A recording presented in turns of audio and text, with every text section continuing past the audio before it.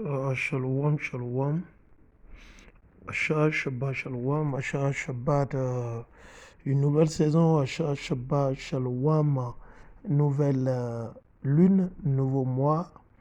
Et bon festival aux fêtes des trompettes au corps. Hein. Premièrement, avant de commencer, nous bénissons, nous glorifions l'éternel Yahweh. Wamalaki Mashiach, c'est pour dire à travers son fils Mashiach, celui que le monde appelle ignoramment Jésus-Christ de son vrai nom en hébreu, c'est Yahweh Shai Mashiach. Shalom, shalom à la diaspora, shalom à tous ceux-là qu'on appelle communément les Noirs ou les Nègres, les Latinos et les Indiens natifs et papiers dispersés dans les quatre coins de ce monde à cause de nos péchés, à cause de nos iniquités. C'est nous le peuple de Dieu, c'est nous les Israélites. Ok. Comme vous le savez, un long repos, c'est pas aussi facile comme vous le savez pour certaines personnes qui ne le savent pas. Bref, on ne va pas rentrer dans tous les détails. Il y a une saison, un temps pour tout sous le soleil, comme c'est écrit. Donc, comme vous le savez, aujourd'hui, et au coucher du soleil, c'est une nouvelle lune, c'est une nouvelle saison. Et c'est un nouveau mois et c'est en même temps la fête des trompettes ou du corps où il faut sonner les trompettes ou la trompette, pour ceux-là qui le savent. Donc bref, pour ceux qui ne le savent pas, c'est ça une trompette. On va juste le montrer. Ok. Ça c'est une trompette ça. Ok. Pour ceux qui ne le savent pas. Ok.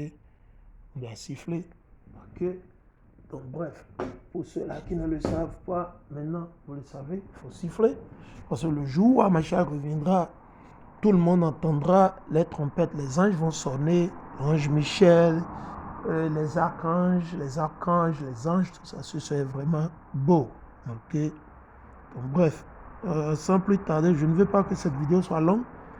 On veut rappeler tout le monde. Maintenant, certains de nos frères ne croient pas, certains pensent que nous sommes des Égyptiens, certains sont des Kémites, et il y a pas mal de vidéos sur TikTok, chers frères et sœurs. Faites beaucoup attention, faites beaucoup attention. C'est peut-être moi, je ne suis pas sur YouTube comme cela se doit.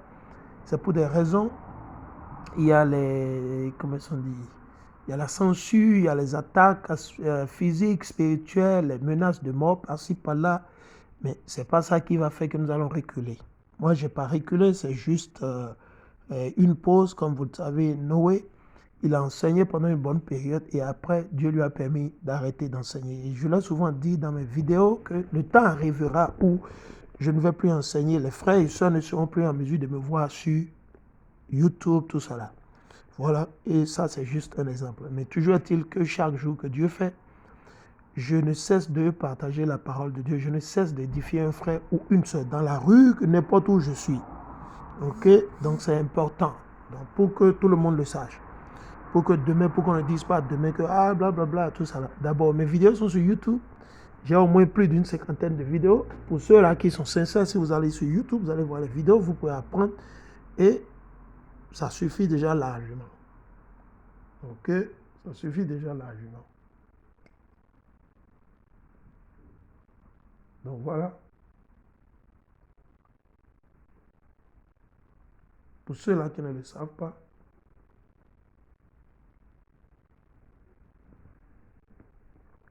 nous allons lire quelques passages. Je vous ai déjà dit, nous ne sommes pas des Égyptiens.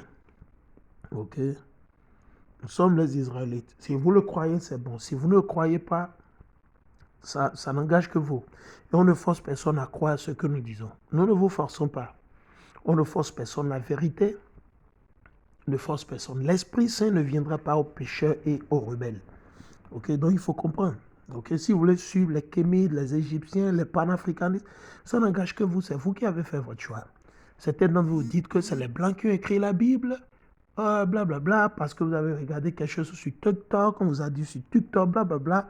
Il y a de ces gens qui sont assis quelque part, qui racontent des conneries. C'est des gens âgés qui n'ont rien dans leur cerveau. Ils sont allés à l'école, ils ont des doctorats, mais dans le crâne, c'est vide.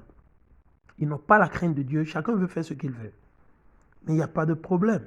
Et chacun peut faire ce qu'il veut. Il n'y a pas de problème. On va continuer. C'est dans Lévitique. Lévitique, le chapitre 23, le verset 1 à 2. Lévitique 23, 1 à 2. Et je vais le lire. Yahweh parla à Moïse en disant, parle aux enfants d'Israël. Donc l'Éternel ne nous a pas appelés panafricains. Pour vous qui êtes perdus, l'Éternel ne nous a pas appelés panafricains et il ne nous a non plus appelés égyptiens. Parce que la belle preuve, quand vous allez dans le livre d'Exode, l'Éternel a dit carrément, clairement qu'il a mis une différence entre les Égyptiens et son peuple et les Israélites. Okay? Nous ne sommes pas Israéliens, nous sommes les Israélites. Ok, voilà. Il dit, parle aux enfants d'Israël et dis-leur, ok, et dis-leur, voici les solennités de Yahweh que vous publierez pour être de saintes assemblées. Ce sont mes solennités. Vous avez vu? Voilà les solennités de l'Éternel Yahweh ou Amaleki Mashiach. Ok. Donc, allons maintenant. Lévitique, le chapitre 23 et le verset 23 à 25. Yahweh parla à Moïse en disant, parle aux enfants d'Israël, les Israélites, et dis-leur, au 7e mois, le mot septembre veut dire quoi? 7. L'étymologie du mot septembre, vous avez 7. 7, c'est comme on le compte en français, 1, 2, 3, 4, 5, 6, 7, 7 angles. 7 angles. Ok? Quand vous prenez même le chiffre 7 et que vous savez bien le dessiner, vous allez voir, il y a au moins 7 angles. Ok? Donc, banalement, nous sommes dans le 7e mois. Le mois est défini par la lune et selon la lune. Le calendrier régi par l'Éternel Yahweh, c'est un calendrier solaire lunaire ou solar lunaire. Ça n'a rien à voir avec le calendrier du néocolonialisme ou le calendrier du colon ou le calendrier de Satan ou de nos ennemis. Ça n'a rien à voir avec ça. Okay? Le calendrier que nos frères et soeurs suivent aujourd'hui, ça n'a rien. Ils vous disent septembre. Et c'est pour ça l'Éternel dit que mon peuple périt pour faute de connaissance. Parce que si vous maîtrisez le mot, la lexique, l'étymologie du mot septembre, sept, vous allez voir, il y a une racine. La racine du mot septembre, vous avez 7. Donc c'est le 7e mois. Mais ils vous ont fait croire, ils vous font croire que septembre, que c'est le 9e mois. N'est-ce pas? Mais parce que nous sommes des ignorants. Osée 4 et 6. Mon peuple périt pour faute de connaissance. Parce que vous avez rejeté autant, aussi longtemps que vous allez rejeter la Bible, les lois et les commandements de Dieu, et dit que nous sommes des égyptologistes, nous sommes des kémites, nous sommes des panafricains, blablabla. Moi, je ne suis pas africain et je ne serai jamais africain. Ok? C'est pas parce que je suis né en Chine que je suis chinois. Ok? C'est pas parce que je suis né au Venezuela que je suis vénézuélien. Non, c'est pas parce que je suis né à Costa Rica que je suis ticos. Non, c'est faux.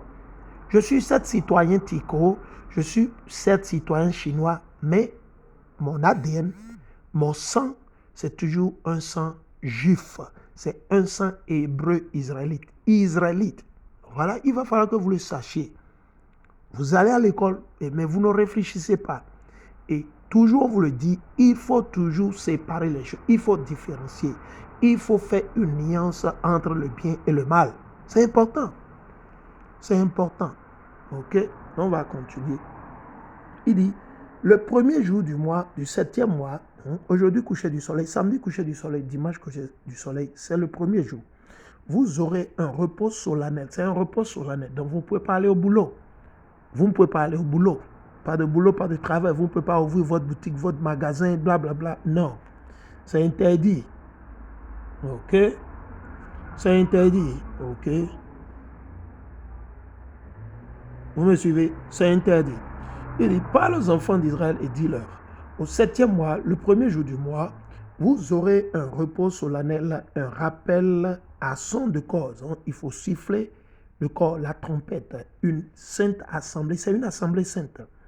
Vous ne ferez aucune œuvre servile et vous offrirez à Yahweh des sacrifices faits par le feu.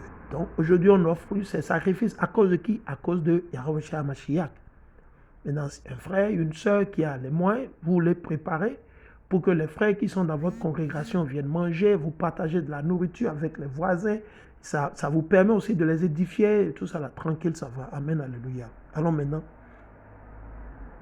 Nous sommes dans le livre de Psaume. Psaume le chapitre 81, le verset 1 à 7. Au maître de chant, Psaume 81, 1 à 7. Psaume 81, 1 à 7. Au maître de chant. Sur la guitienne d'Asaph. Asaph, c'était de la tribu des Lévites. C'est lui le chef musicien. Et tout ça là, hein, il dit, chantez avec allégresse en l'honneur de Dieu notre force. C'est qui notre force? C'est l'Éternel Yahweh. Ce n'est pas le gris-gris. Ce n'est pas le médicament qu'on vous a fait. Ce n'est pas le savon qu'on vous a donné, le savon noir que le charlatan vous a donné. Non, le savon là ne peut pas vous sauver. Si le savon travaille, c'est Dieu qui a créé tous les ingrédients qui ont été utilisés pour faire le savon. Donc vous devez glorifier Dieu et non le savon. Vous devez glorifier le médicament, le cola amer, ou c'est le cola régulier que vous avez pris, vous avez mis de la boisson là-dessus, c'est du soda ou quoi, c'est pas ça qui vous guérit. En réalité, c'est Dieu qui vous guérit parce que c'est lui qui a créé le cola. C'est lui qui a créé les feuilles là.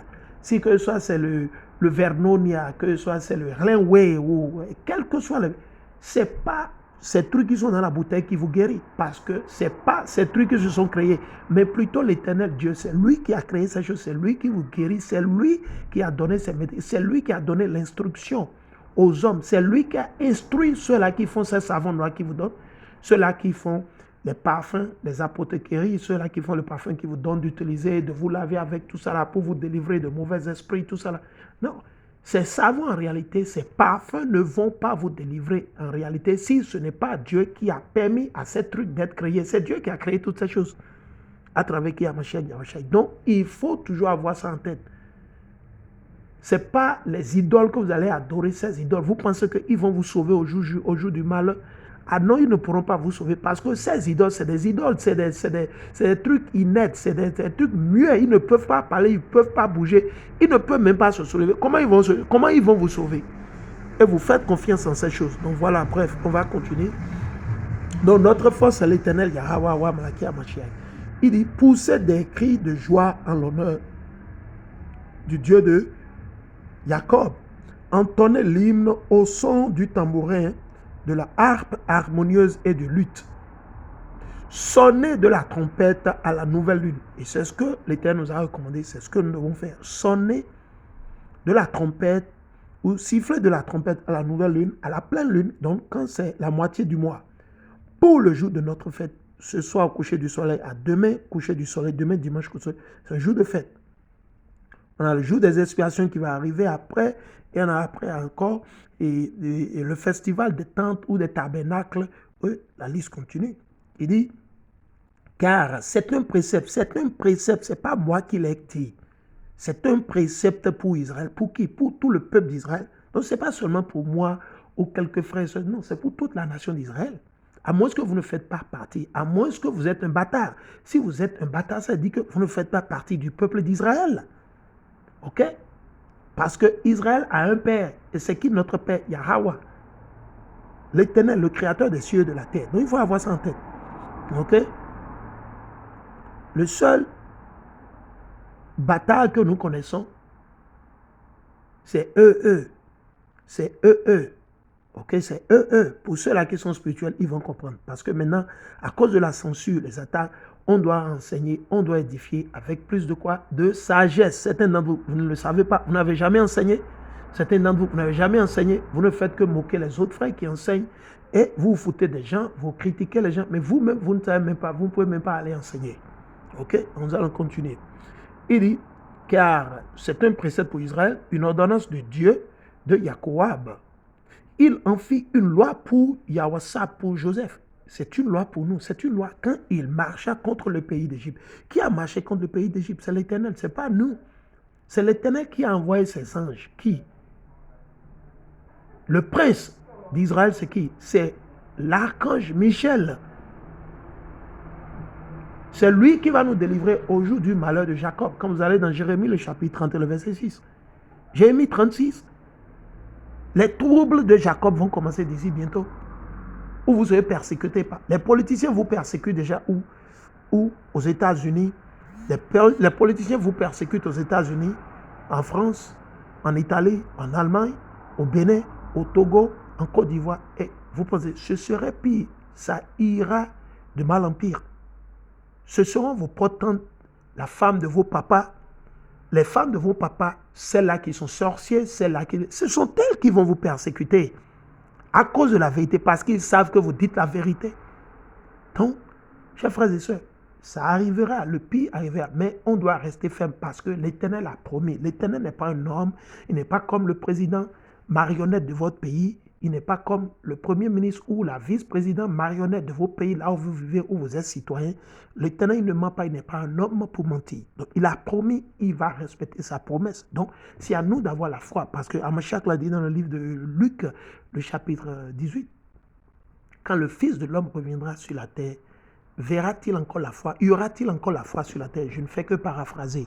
Ok? Donc, il faut avoir ça en tête. On doit rester ferme.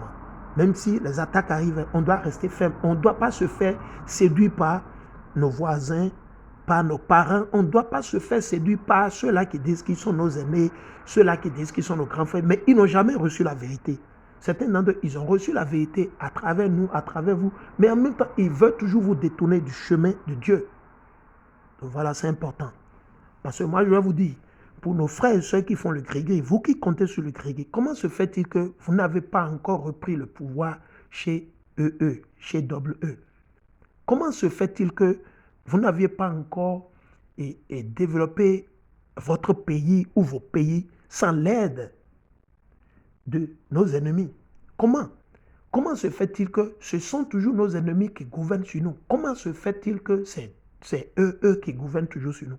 Mais avec vos gris-gris, vous ne pouvez pas faire du bien. Les gris-gris que vous dites, vous avez confiance, vous appelez les gens, vous faites les consultations de phare, consultations de ce blablabla, tout ça là. Ok, la question que moi je pose, comment se fait-il que depuis tout ce temps-là, vous ne pouvez pas utiliser ces gris-gris, ces gens qui vous font le phare, qui vous disent que oh, c'est ceci. Comment se fait-il qu'ils ne peuvent pas utiliser ces pouvoirs qu'ils ont là pour améliorer leur propre vie, leur propre maison, premièrement. Et deuxièmement, pour développer et libérer ceux-là qu'on appelle communément les Noirs, ceux-là qu'on appelle communément les Africains, et je ne parle pas de tout le monde, de les libérer de la main des colons. Comment se fait-il? Comment se fait-il qu'avec les gris-gris, les trucs que vous faites là, vous ne libérez pas vos pays de ces dictateurs, de ceux-là qui vendent ces pays, ces régions en Afrique, aux colons et à nos ennemis? Comment se fait-il que vous-même asseyez-vous et réfléchissez? Soyons réalistiques, soyons réalistes ou réalistiques, soyons réalistiques ou réalistes, soyons concrets. Il ne faut pas juste dire des choses pour vos trucs que vous faites. Quel est l'apport spirituel, quel est l'apport physique ou palpable qu'on peut toucher du doigt? Ça n'existe pas. Donc, vos trucs dont vous parlez, c'est du mensonge, c'est du bluff. C'est du bluff. On vous le dit tout, c'est du bluff. Vous pouvez vous énerver, vous pouvez vous fâcher. La belle preuve, nous avons des preuves, c'est pour ça que nous le disons. Ok? Nous avons des preuves et c'est pour ça que nous le disons. Comment se fait-il qu'avec vos gris-gris, les kémites, vos kémites dont vous parlez, qui sont assis derrière les bibliothèques, derrière les livres, et ils ne font que bavarder, comment se fait-il que avec eux, les idoles dont ils vous parlent, les idoles égyptiennes, les kémitismes ou quoi ils vous disent là, les panafricains, comment se fait-il que ils n'ont pas encore changé la donne? Ils n'ont qu'à changer la donne. Si réellement leur gris-gris, les trucs, le vaudou, tous ces trucs, ils n'ont qu'à changer la donne. On veut voir que c'est leur vaudou qui est en train de travailler. On veut voir que c'est leur gris-gris, non? Où les kémites ont prophétisé et ont dit qu'il y aura Première Guerre mondiale, Deuxième Guerre mondiale, Troisième Guerre mondiale. Où est-ce que les kémites là, les Égyptiens, où est-ce qu'ils ont prophétisé? Ils ont dit que la fin de arrivera, qu'il y aura la guerre ici, il y aura la guerre là-bas, qu'on ira en esclavage. C'est où? Où est-ce que les kémites ont prédit ça? C'est où? On veut savoir. Donc, c'est juste une parenthèse parce que je ne veux pas que la vidéo soit longue. Okay? Je veux que ça ne soit que 30 minutes. Il en fit une loi pour Yawassap, disons Joseph, quand il marcha contre le pays d'Égypte. Donc, il a marché contre le pays de l'Éternel. J'entends une voix qui m'est inconnue. J'entends une voix qui m'est inconnue. J'entends une voix qui m'est inconnue. Ouais. J'ai déchargé son épaule du fardeau. Qui a déchargé l'épaule de nos aïeux du fardeau, de l'esclavage? Qui a délivré? C'est l'Éternel à travers qui? À Mashiach, les anges, tout ça. C'est l'Éternel qui va encore nous délivrer. Donc, vos gris-gris, vos idoles que vous avez, qu'on vous donne, les savons noirs, les parfums préparés, tout ça là, ils ne vont pas vous délivrer. La belle preuve. Les panafricains, ils ont pu délivrer combien de pays? Les panafricains ont déjà pu délivrer, comment ils sont dit, la Côte d'Ivoire, le Togo, le Bénin, le Congo, le Gabon. Ils ont pu délivrer ces pays déjà, les panafricains ou les kémis. Ces gens qui vont sur TikTok et racontent des boubas, des conneries, ils ont pu déjà faire quoi? Rien. Parce qu'eux, ils ne sont pas Dieu, ils ne sont personne. Ils ne sont que des hommes comme vous et moi. Ce n'est pas à eux que l'Éternel a donné la clé des cieux et de la terre. Eux, ils ont la clé. Les Kémites, là, ils ont la clé des cieux et de la terre. Ils ont le pouvoir de contrôler, de guider tout ce qui se passe sur la terre. S'ils ont le pouvoir, ils n'ont qu'à utiliser leur kémitisme et leur panafricanisme pour pouvoir faire tout ça. On veut voir, nous, on veut juste voir. Et réellement, on saura. S'il peut déjà faire ça, s'il peut déjà arrêter les guerres, s'il peut appeler les guerres et arrêter les guerres, les kémites, les panafricains, nous, on va arrêter d'adorer l'Éternel Yahweh. Si vos kémites, il peut déclencher la 3e guerre mondiale et arrêter encore la 3e guerre mondiale. Et tout ça là, il n'y a pas de problème. Nous, on va abandonner. On va abandonner. On va rebrousser chemin et on va suivre les kémites, on va suivre les panafricains. On va les suivre. Il dit, et ces mains ont quitté la corbeille. Donc, qui va nous aider à quitter la corbeille? C'est l'Éternel. Ésaïe 66, le verset 23. De nouvelle lune en nouvelle lune. Donc, ça, c'est une future prophétie. Ça, c'est Ésaïe, le chapitre 66.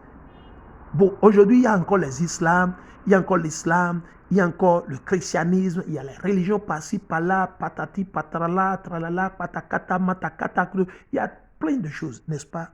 Au jour J, quand cette prophétie va se réaliser, le jour où il n'y aura plus de mosquées, il n'y aura plus d'église catholique, église protestante, méthodiste, à bas l'église catholique, à bas l'église protestante et tous ces trucs-là. C'est fini.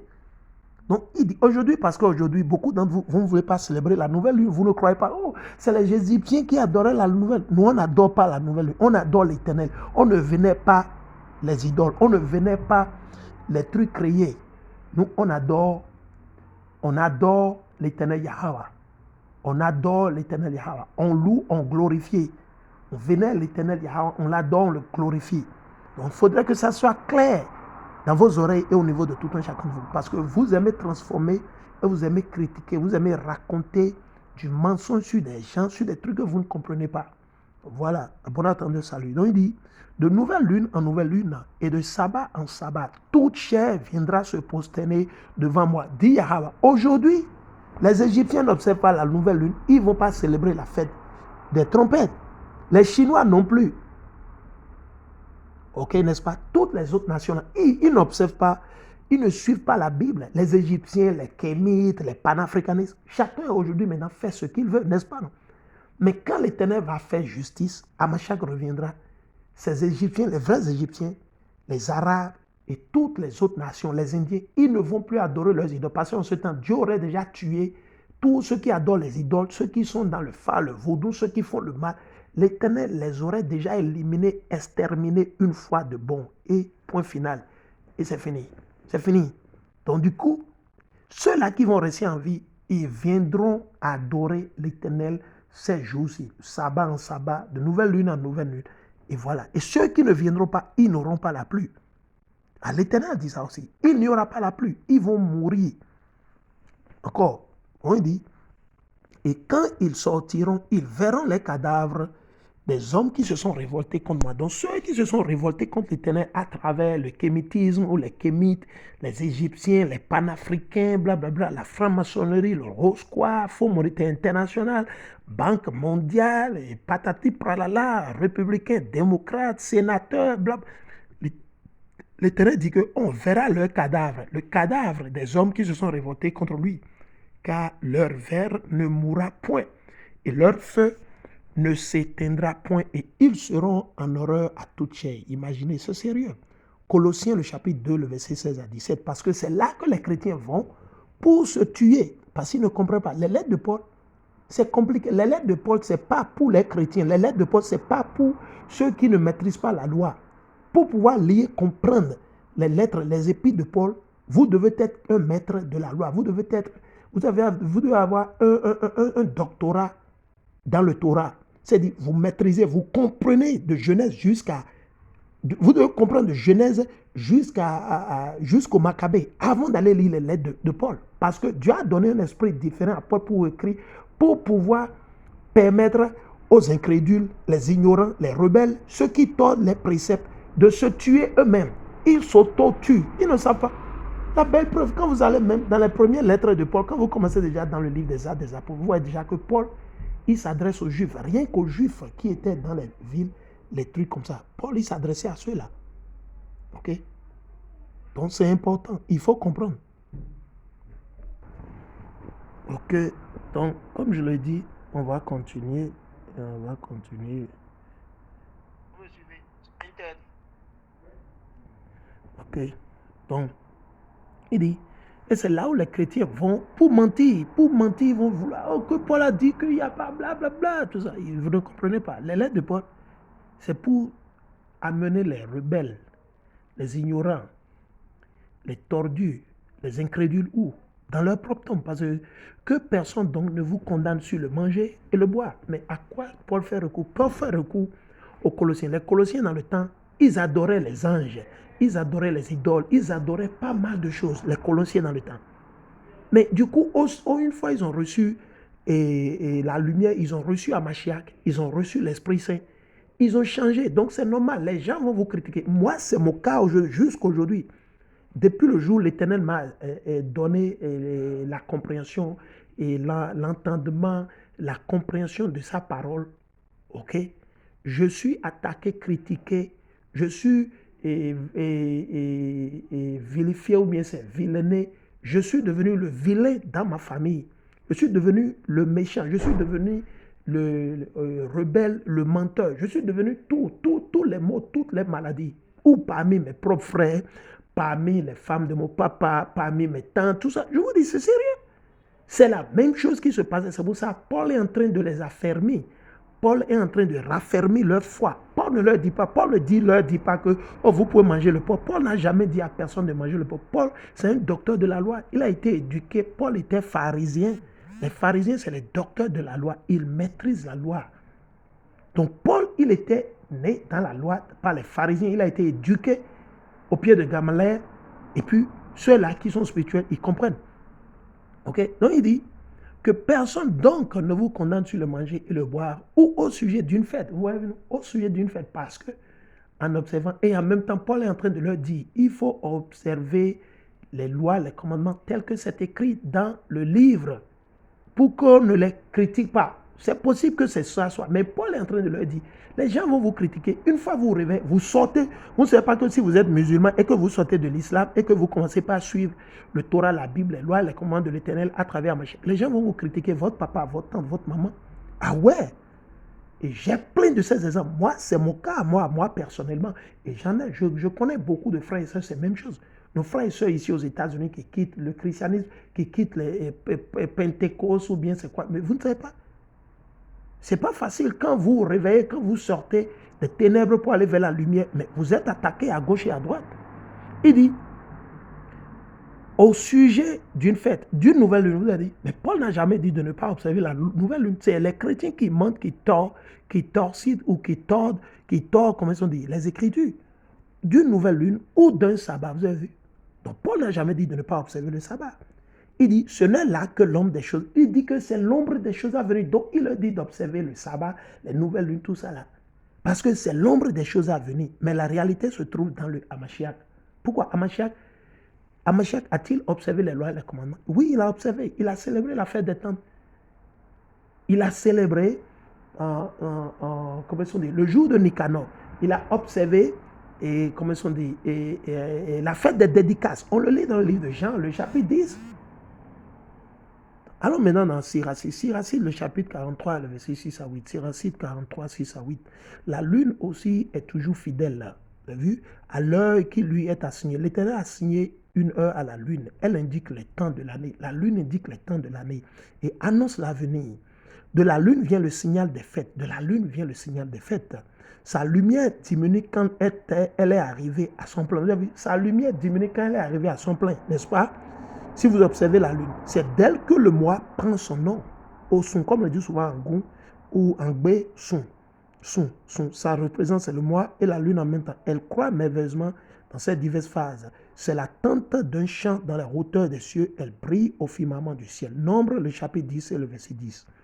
Dans vos jours de joie, le sabbat, les jours de fête, jours de joie, jours de solennité, les jours de fête, les saintes fêtes de l'Éternel, ok, mentionnés dans l'Apocryphe, dans Lévitique 23, et vous le savez, dans vos jours de joie, dans vos fêtes et à vos nouvelles lunes, vous sonnerez des trompettes, vous sonnerez des trompettes, c'est un commandement de l'Éternel, vous sonnerez des trompettes en offrant vos holocaustes et vos sacrifices pacifiques, et elles seront pour vous un mémorial devant votre Dieu. Je suis Yahweh, votre Dieu. Allons. Nombre, le chapitre 29 et le verset 1. Nombre 29, 1. Au 7e mois, nous sommes dans le 7e mois. Dès la nuit maintenant, ça dépend de votre région là où vous êtes. Aux États-Unis, en Europe, en Asie, et soi-disant en Moyen-Orient, ok. Au 7e mois, le premier jour du mois, vous aurez une sainte assemblée. Vous ne ferez aucune œuvre servile. Ce sera pour vous le jour du son éclatant des trompettes. Allons pour terminer. Lévitique, le chapitre 25, le verset 9. Le 10e jour du 7e mois, tu feras retentir le son éclatant de la trompette. Le jour des expiations, vous ferez passer la trompette dans tout votre pays. Donc, la trompette, c'est important. On doit s'habituer. Ceux qui ne l'ont pas, vous pouvez les acheter vers les bouchers. Ceux qui abattent dans les abattoirs, vous négociez avec nos frères, ceux qui sont au nord, on peut vous en procurer les trompettes ou le corps. Donc, voilà. Bonne fête à tous et à toutes. Au nom de l'Éternel Yahweh, wa Malaki Amashak Aman, Alléluia, Kwam Yeshala. Souscrivez, partagez, aimez, souscrivez, partagez, aimez, laissez des commentaires. Amen, Alléluia, Shalom.